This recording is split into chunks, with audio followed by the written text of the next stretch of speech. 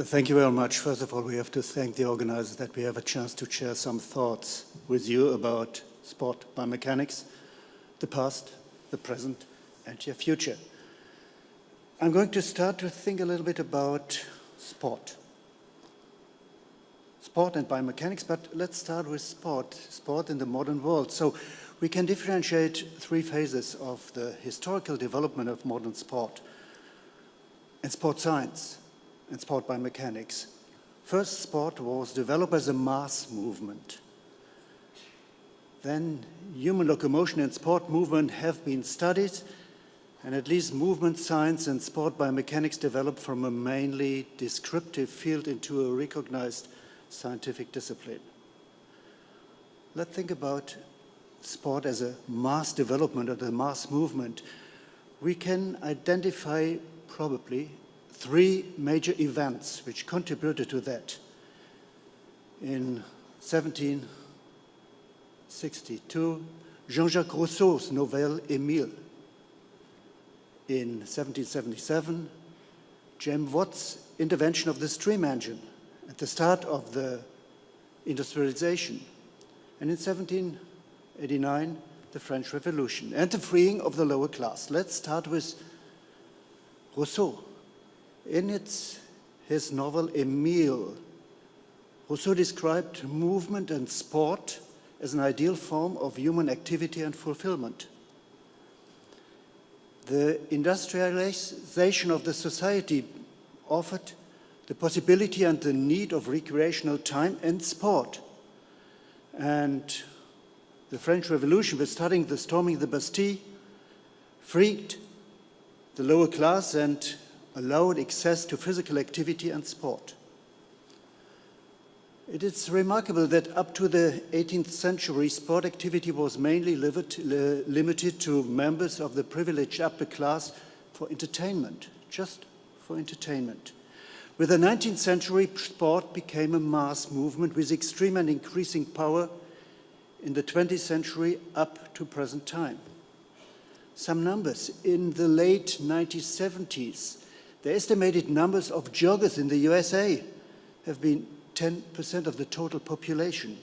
A more recent number from the German population, 19 million runners in Germany or joggers in Germany in 2012. That means more than 20% of the total population. So a huge development.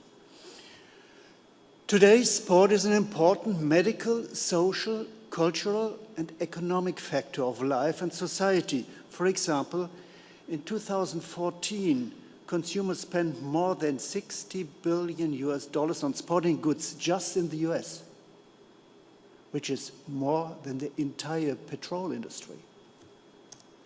Sport promotes cardiovascular health and general well-being. Sport, on the other hand side, is related to increased mechanical loading of biological tissues and structures. So sport has a potential for tissue strengthening, but also for musculoskeletal overuse and injury. And now we're on the topic. The analysis of sport movement started probably with the photographer Maybridge. And we all know the gait studies, but Maybridge also studied jumping, so a typical sport movement, or even gymnastics, vaulting, or floor exercise, the handspring, and also pole vault. So it is sport. We already know the gun, the chronographic gun from Etienne Marey, with which he covered the flight of bird, but he also invented the plantar pressure measures. And what is interesting, he applied that not to gait, but to running. So a typical sport movement. Let's move to the analysis of sport movements. We can think about the methods, and we can ask the questions if these methods in sport biomechanics different or unique. Sport movement is fast, shows high acceleration impacts, And in addition, large object fields. And often we have off-lab conditions, which means we have huge action fields, we have very high accelerated movement, which is a special issue for the proper methodology. Just enjoy this impact. Probably some in the audience can remember the high-speed cinematography or the low-cam age. This box is a camera, or was a camera, running up to 500 frames per second. It was a mechanical masterpiece in which the film was moved, stopped, 500 times the second. But these systems were very noisy, so hard to use in a competition, for example, in gymnastics. Hard to load and very time-consuming to load. Very sensitive to cold. Some may remember loading these cameras in the snow. And very expensive in use. And all of these single pictures were, in that time, manually digitized using such digitizers. Or later on, using these Vanguard projectors, and all the data, all the coordinates were stored on paper tape. And this was this projector with projected frame by frame, and in each frame, point by point, segment by segment, have been digitized. It was very, very time-consuming. One analysis costed a day or 2 days. So, time-consuming. But also the IOC Olympic film projects used this technology from the Los Angeles Games up to the Atlanta Games. Then we moved to high-speed video technology. Very simple in the beginning and completely different from the technology we have right now. Back to the large object fields. In sports biomechanics, pen and tilt technology was developed in order to fill these huge fields to study the movement. Instrumented tripods were used, or markers in the field of object which should be recalibrated in order to identify the pan and tilt angle of the cameras. Calibration for huge and large object fields is a challenge. Here we have a picture from the pole vault study in Sydney 2000. And you can see here for pole vault, it's not an easy task to have the calibration or to perform the calibration for all these cameras. Coming now to the next point. So what have been the research concepts in sport biomechanics in the past and in the present? The major concept at the very beginning was description. Description of sport techniques, description of sport movements. The next step was to identify and to study the mechanism of human movement in sport with two approaches. One was the experimental approach, which was more or less a question-driven approach, and the second was the theoretical approach, so more the modeling and simulation of movement in order to understand the mechanism behind. And the third was, and I like to call that the muscle-to-movement research. It was more going on an interdisciplinary approach, so adding to mechanical knowledge other disciplines in order to bring the muscle in relation to movement. Sport biomechanics knows in the present two major branches: performance enhancement and injury prevention. These are the major objectives to study.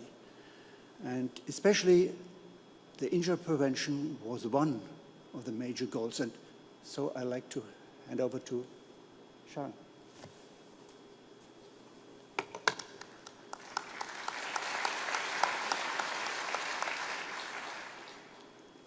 Thank you, Peter. We're going to pass backwards and forwards a few times, so You're not required to clap each time. Good morning, everyone. I'd like, first of all, when we're looking at sports injury, to consider an example of how sport has changed during the time that ISB has been in existence. So we're going to look at some short video clips of tennis from 1974 and from the present day.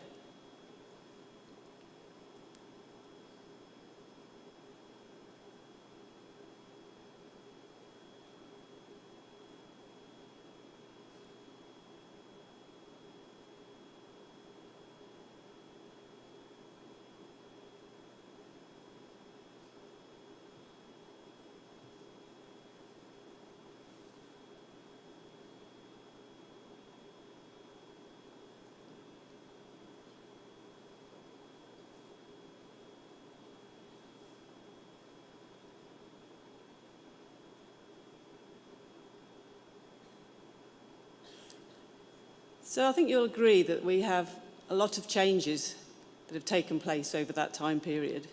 We have differences in the athletes themselves and differences in the equipment with which they interact. In this example, we've got the racket, we've got the ball, we've got the footwear, the surface, lots of things that have changed over that time period. And what I'd like to consider this morning is what impact biomechanics has had from past to present, and what potential impact biomechanics can have going forward. So focusing specifically on sports injury, Peter has nicely described the different approaches that can be taken. We can look at initially having a mechanical approach, describing what's happening, followed by experimental, theoretical, and interdisciplinary approaches. So if I focus first on an example of mechanical description. Many of you will be familiar with these graphs. We have at the top a typical ground reaction force for running,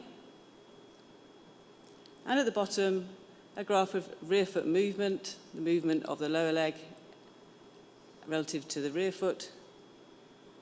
And this is focused at this point on running. So running is an integral part of many sports, perhaps the easiest to look at first, and so we see that early research in sports was focusing on running.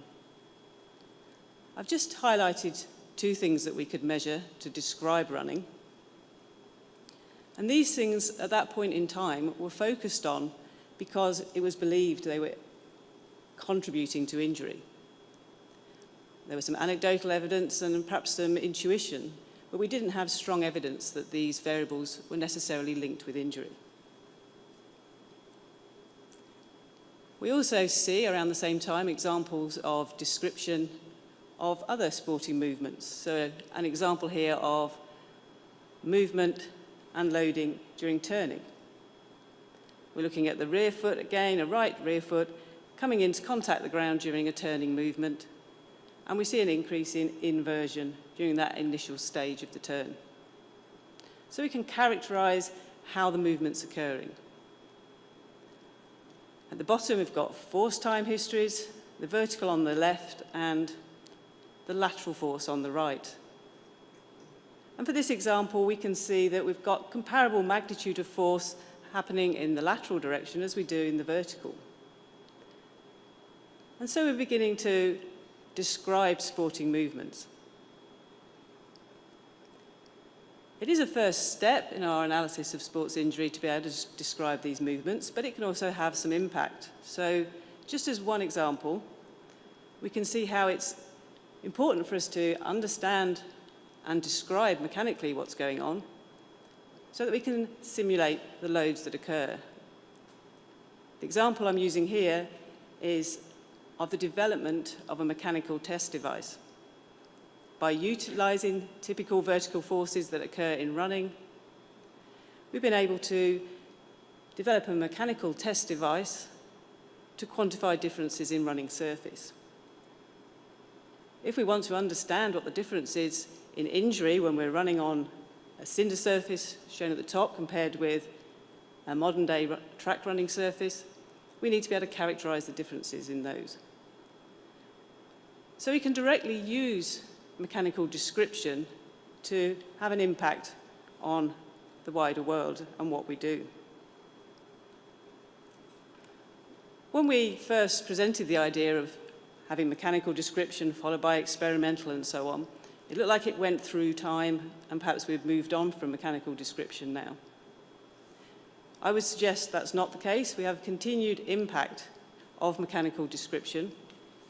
The example I'm using here is from some work we've done in collaboration with colleagues at the University of Sheffield. Here we were wanting to look at the different friction characteristics of tennis playing surfaces. We've got some example courts shown there, highlighting the vast differences that we have in courts used for this particular sport. Traditionally, we would use a pendulum-type device as illustrated.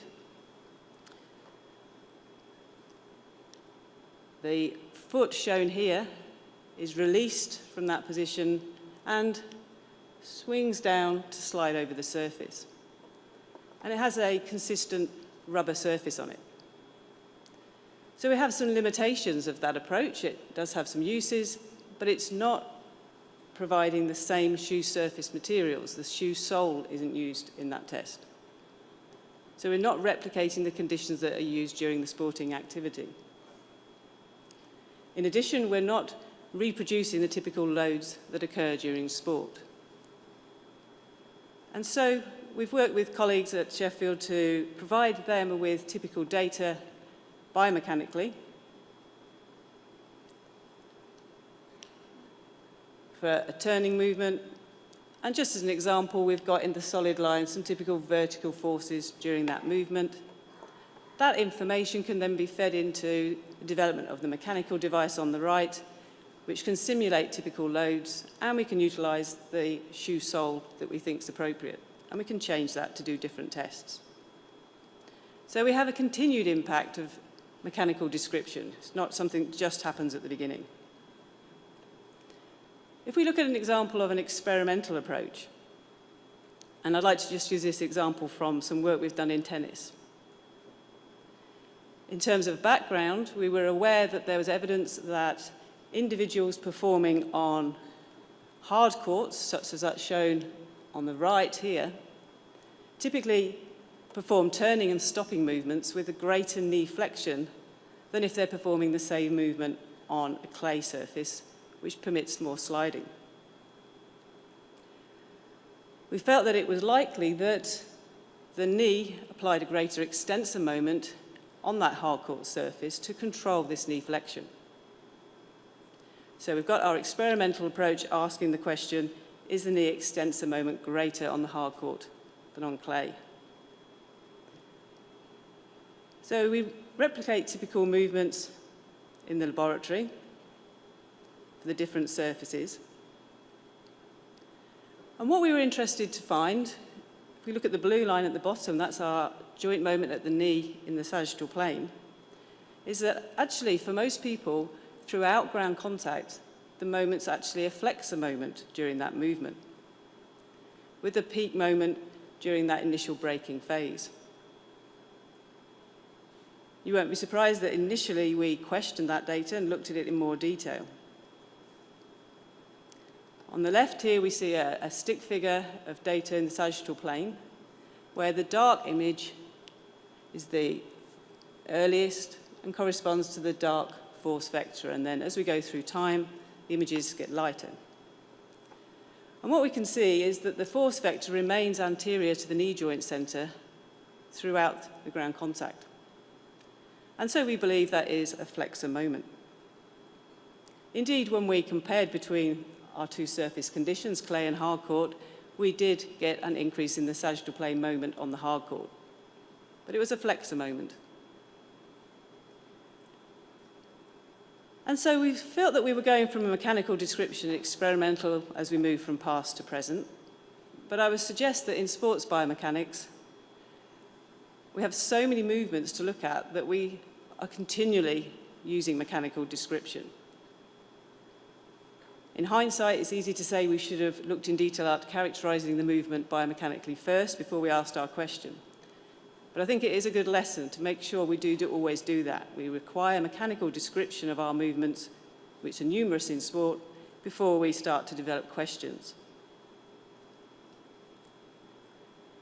So I've looked at mechanical description, how that can be used in sports biomechanics with a view to understanding injury, and an example of an experimental intervention approach. If we perform that kind of intervention, though, do we really understand something about sports injury and the mechanism by which it's occurring? For our knee moment, we've seen that there's a change with different surface, but does that necessarily mean that change means we're more at risk of injury? We probably need more information. We need to know whether, in that case, the knee flexor moment is associated with injury. We need to know whether changes in knee moment would influence the injury incidence. So we've got different pieces of the puzzle. I'd like to look at an example from some work that we've done, which perhaps strictly speaking, you might not classify as sport. We've done a lot of work with military populations, but it does give us the advantage of having relative control over a homogeneous population and an awareness of what they're doing activity-wise. And of course, they are performing running and extreme movements continually in their training. So we were asked to look at whether cushioning insoles made a difference if you put them in boots. We looked at measuring pressure in the boots, and as an example, found that some of the cushioning insoles were able to reduce pressure within the boot. In addition to that, in a later study, a shock-absorbing insole was placed in the boot of about 1,300 individuals, and a similar number maintained the standard issue insole, and the incidence of stress fracture was compared in those two different groups. The cushioning or shock-absorbing insole is the white bars on here, and we found, if we compared those two populations, there was a lower stress fracture incidence, and I've highlighted the two most common, the tibia and the third metatarsal. So we've had an intervention that can reduce pressure that has been demonstrated, and the influence of that intervention has been demonstrated regarding injury. So if we go back to our real aim to understand injury mechanism, for our insole example, we've demonstrated that insoles reduce plantar pressures, and we've demonstrated that the insole reduces lower limb injury. What we don't know for sure still, though, is whether that reduction in injury was directly a result of a reduction in pressure. Are the plantar pressures actually associated with injury? And so we performed a prospective study where we took over 1,000 recruits and collected some biomechanical data on them at the start of their 32-week training period. Including in that was a collection of plantar pressure data. And we found of our 1,065 recruits, we had 14 who developed third metatarsal stress fracture during training. We compared their data with 120 individuals who didn't develop injury during the training. And as an example, we found that the group who experienced metatarsal stress fracture had higher pressures at the start of training on that third metatarsal area than those who didn't develop injury. So summarising that type of approach, we've had an influence of an intervention on biomechanics, our plantar pressures, an influence on injury, and an influence has been demonstrated in terms of the biomechanical variables have been associated directly with the injury. I would suggest that this, though, isn't the ideal approach. We're putting pieces of the puzzle together, but perhaps not in a logical order. We'd probably be better off systematically looking at identifying the risk factors for injury first. It seems obvious, but it hasn't been what we've tended to do. So I suggest going forward, we're looking at wanting to investigate mechanisms of injury by doing things in the following order. We would want to perform prospective study first to identify whether there are any biomechanical variables associated with injury. And I've listed some examples in the literature of studies that have done that. But having done that, we would want to see whether we can influence any biomechanical variables that we identify through some kind of intervention. If we then identify appropriate intervention or interventions, we would want to test using a randomized control approach. We have examples of randomized control trials in the literature very recently, including presented at this conference, but perhaps not approached in that systematic order. It's a challenge to do it properly, but I think that is one of the ways forward.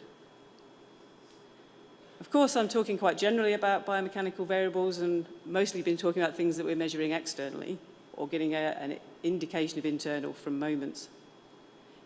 Going forward, you can imagine that we will use modeling techniques a lot more, and we'll be looking a lot more detail at widening our approaches to interdisciplinary study. We'll have contributions from, as well as sports biomechanists, from medical people, from colleagues in engineering, from practitioners, and so on. So I'd like to stop there and pass back to Peter, where he will talk a bit more about performance in biomechanics.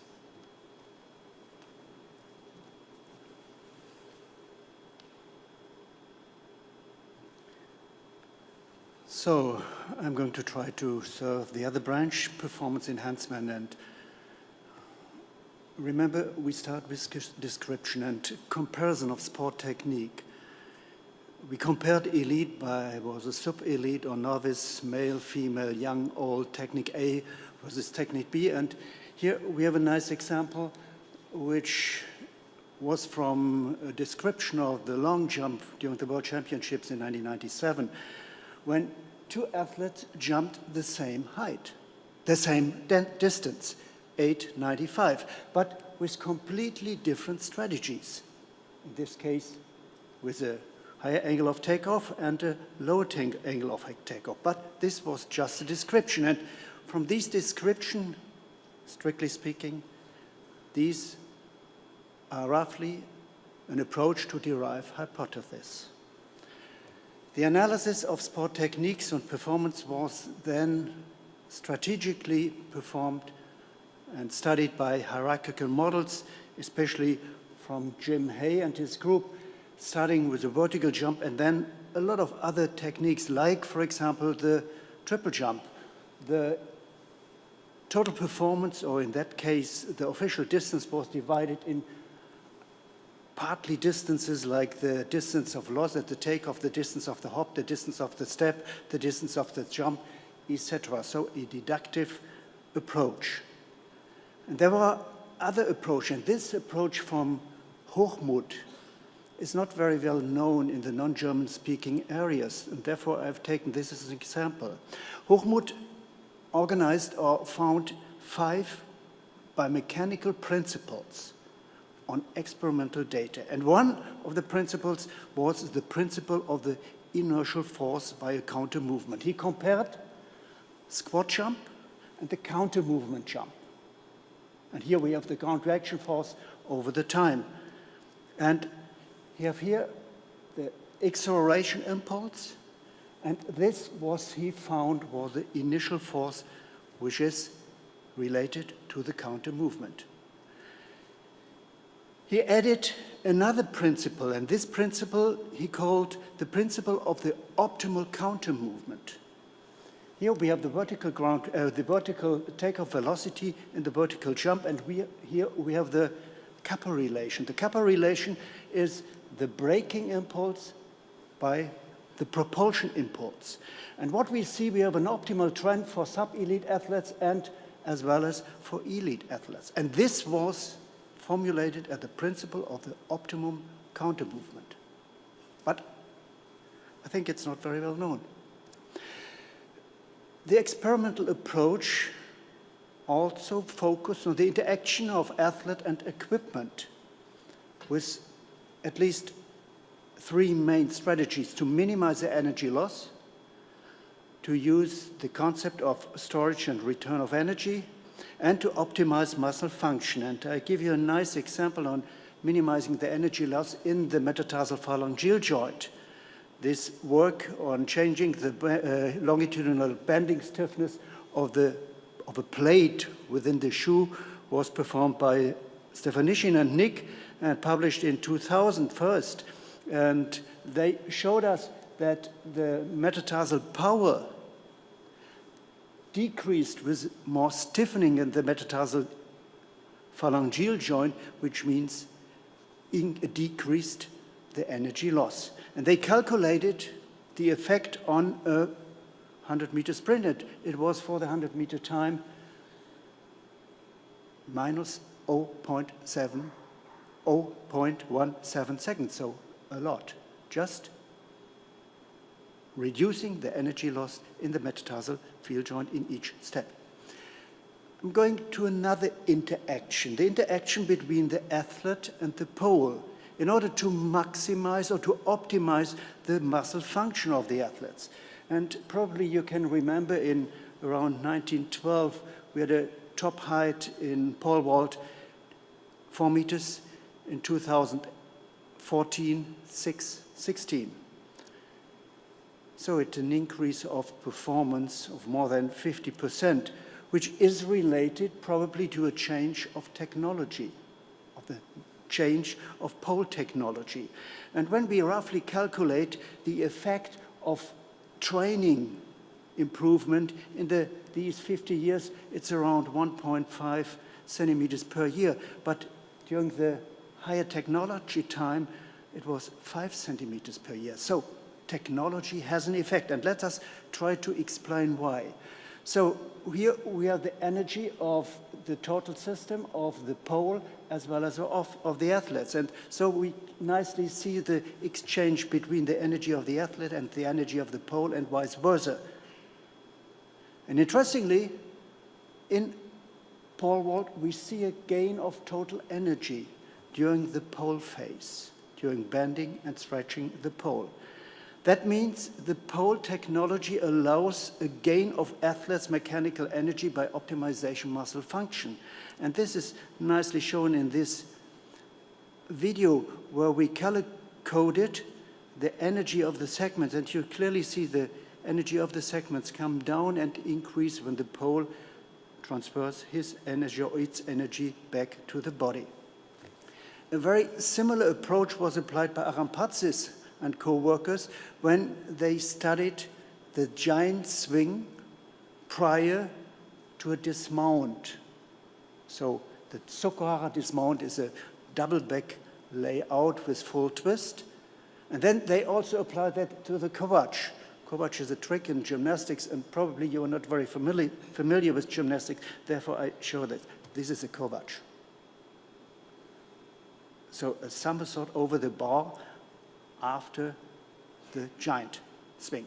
And here we have the giant swing, and we have the energy flow to the bar and to the body and back to the body. And Arampatsis clearly showed that there are two phases in which energy is transferred to the bar in order to decrease the mechanical energy of the athletes in order to increase the muscle capacity and the energy flow back. And we have two phases, and this is very similar for both of these performances, the giant swing prior to the dismount and the giant swing prior to the Kovac somersault. In the more theoretical approaches, we know the modeling and simulation approaches. And I just want to go to the work of Fred Yeadon when he created the simulation model for aerial movements and the twisting somersaults. And this was extremely important for a better understanding how this skill works. And this study, this work has a huge impact not only to a better understanding of the movement, but also to an optimized learning, motor learning in different fields in gymnastics. Yeadon also used this technology or this approach in order to find optimal solutions for novel scales. Here he tried to simulate from a double back in layout as a dismount from the high bar, the triple back in tuck position. And this was very important to the development of not only sport gymnastics, but all, sport biomechanics, but also gymnastics. In order to increase this modeling approach, King and Yeadon applied torque generators to the ankle, to the knee, to the hip, and to the shoulder joint, and try to optimize the takeoff and the flight for these tumbling movements, so the double back layout. And with optimization of these drives, of these of these joint actuators, they identified the optimal solution with a maximum of angular momentum as well as a maximum of vertical velocity. I think an important work, and also an important work to understand the mechanics of the takeoff and the flight. A theoretical approach in order to understand the interaction between athlete and environment was applied by Müller and co-workers. In order to understand the positioning, the kinematics of the ski jumpers in flight and the distance jumped, they started to study field data on the body angles during the flight. They added wind tunnel data of the given athlete, and then they simulated the distance, the path, but also the velocity, and they showed very clearly that one variable is so important for the speed as well as the distance, and this is the body mass. And this had a huge impact on the new regulations in ski jumping. The movement, the muscle-to-movement research. It's an interdisciplinary approach using more other methods like sonography, and I want to give you an example of some of these results. The conservation of energy in running. Here we have the length of the fascicles during one stance and the muscle tendon unit. And here we have the length change of the serous elastic element. So, which means using these deformation of the serous elastic element or the tendon helps the system, helps to decrease the muscle speed up to 1.5% of the total of the maximum speed, which is the concept of energy conservation. But what happens if the tendon properties change? Is there any impact to performance? In a 14 weeks resistant training, Albrecht and Arampazis changed the mechanical properties of the Achilles. They increased the stiffness and the muscle strength, but I think it's more important to think and to focus on the increased stiffness. What does that mean to performance or to running economy? For both testing speeds, 3 meters per second and 3.5 meters per second, they saw after increasing the Achilles tendon stiffness, a drop of VO2 during the given speeds, which means running economy increased due to a change of tissue mechanical properties. I think an important result. I come to the idea of individualization, performance enhancement and individualization. I present data from 7 athletes jumping a testing height of 210 centimeters. We have on the left-hand side the run-up speed, and we see a huge range of run-up speed from 6 to 7.2 meters per second. On the right-hand side, we have the contact time. And let us focus on 2 of the jumpers. The right one, the speed jumper, with a high run-up speed, with a short contact time. And the black, the power jumper, with a slow approach and a long contact time. Remarkably, the speed jumper loses a high amount of total energy during the takeoff. The power jumper just loses minimum energy. But how is that related to tissue properties? The speed jumper has long fascicles of the gastrocnemius medialis. The power jumper has short fascicles. The power jumper has a long tendon. The speed jumper has a short tendon. And most important, the speed jumper has a stiff Achilles tendon. The power jumper has a less stiff Achilles, which means difference in jumping techniques are strongly related to muscle tendon properties, which I think gives us some inside view into performance and the relation to mechanical properties. So, biomechanics, sport biomechanics, has a potential to detect biomechanics and motor solutions for a sport skill and the relation to technology, equipment, and environment. Has a potential to identify the relation of biomechanical solutions to athletes' biological structures properties. Sport biomechanics has to consider athletes' individual tissue properties and the environmental conditions and will not be longer focused on a description of mean data. And so we can ask, what is in the future? It's hard to speculate, but we are going to try that. Description of movement. It will no longer be a topic in sports biomechanics, but it will clearly move into the background. From our perspective, the study of mechanics of movement and performance, and the relation between the mechanics and performance, will be one of the major challenges, and this will be related to the proper use of the muscles of the given athlete. Mechanics of movement and performance will also consider, or has also to consider, the mechanical properties of the muscle skeletal structures and the mechanics of the equipment, the technology, and the environment. And this, at the same time, is related to the use of the muscles. So I think it will be a great topic to study.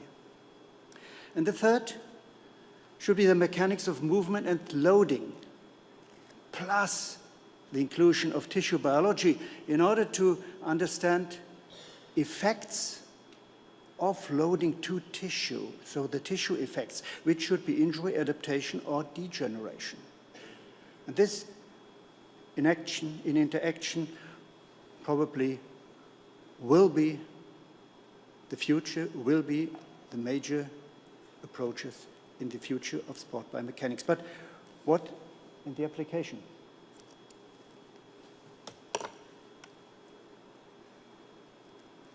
So in terms of application of sports biomechanics to understanding injury, we've identified a number of areas, and I'm sure you could think of more.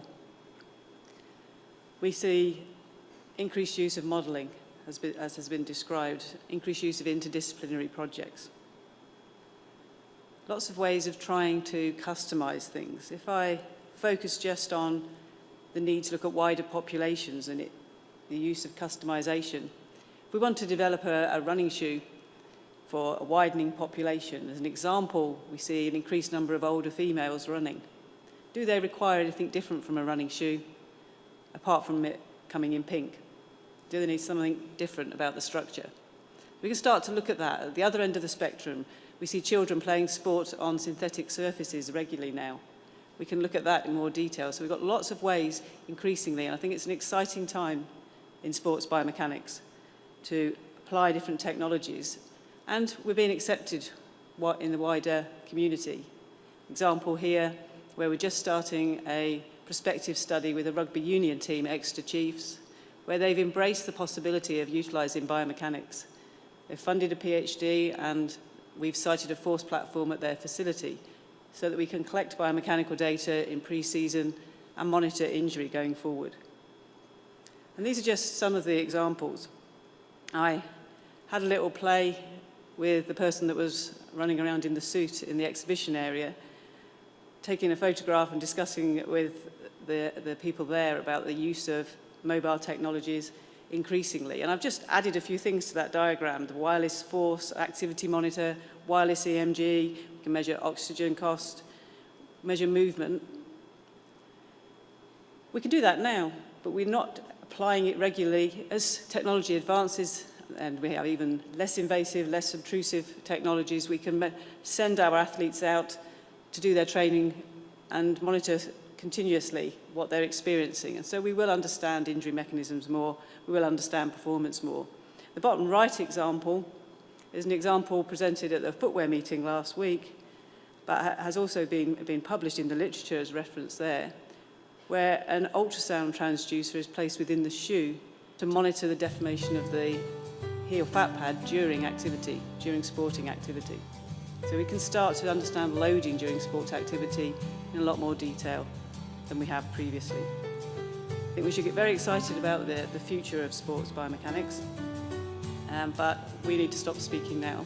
So we'd like to thank you all for your attention.